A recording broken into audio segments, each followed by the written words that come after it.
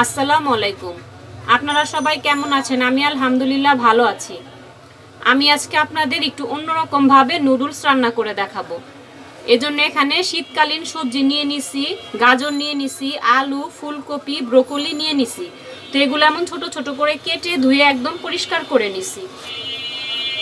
আর এখানে পরিমাণ মতো পেঁয়াজ কুচি নিয়ে নিছি, রসুন নিয়ে নিছি, কাঁচামরিচ কেটে নিছি। আমার আজকে নুডলসের মেন উপকরণ হচ্ছে গার্লিক।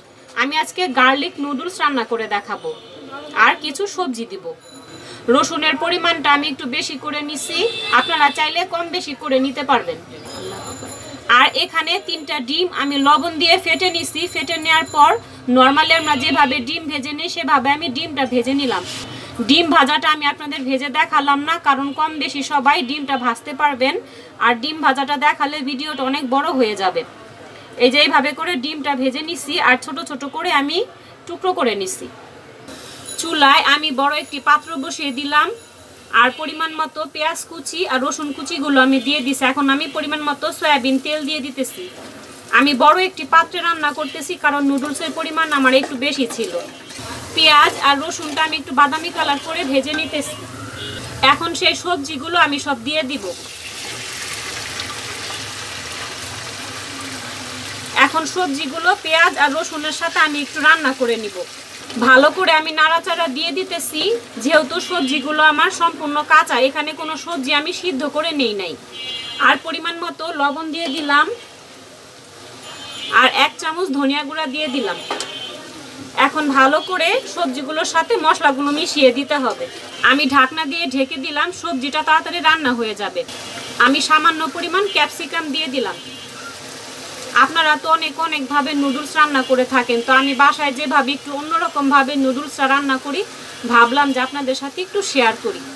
এমন অনেকে আছেন যারা আমার চ্যানেলে রান্নার ভিডিওগুলো প্রতিদিন দেখেন কিন্তু এখনও আমার চ্যানেলটি সাবস্ক্রাইব করেননি। প্লিজ আমার চ্যানেলটি সাবস্ক্রাইব করে আমার পাশে থাকবেন, আর সাথে যে বেল বাটন আছে বেল বাটনটি অন করে রাখবেন।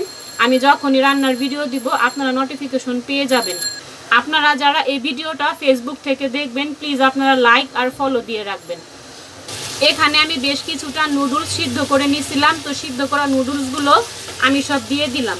আর সবজিটা আমার রান্না হয়ে গেছে, এই সবজি রান্নার ভিতরে আমি নুডলসগুলো সব দিয়ে দিলাম। সবজি আর নুডলসটা ভালো করে আমি মিশিয়ে দিতেছি যাতে সবগুলো উপকরণ একসাথে মিশে যায়।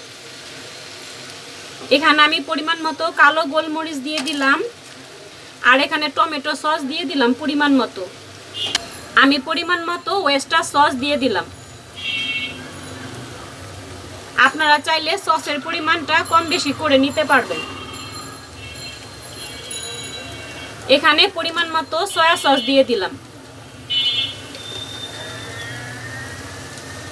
এখন সবগুলো উপকরণ ভালো করে একসাথে মিশিয়ে দিতে হবে।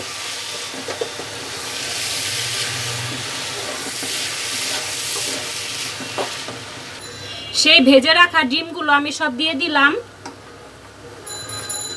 আর সেই কাঁচামরিচগুলো আমি সব দিয়ে দিলাম।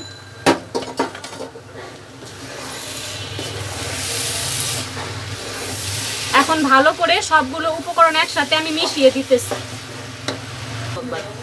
আমি এখানে 1 প্যাকেট নুডলসের মশলা দিয়ে দিলাম। আমি এখানে 1 চামচ চাট মশলা দিয়ে দিলাম।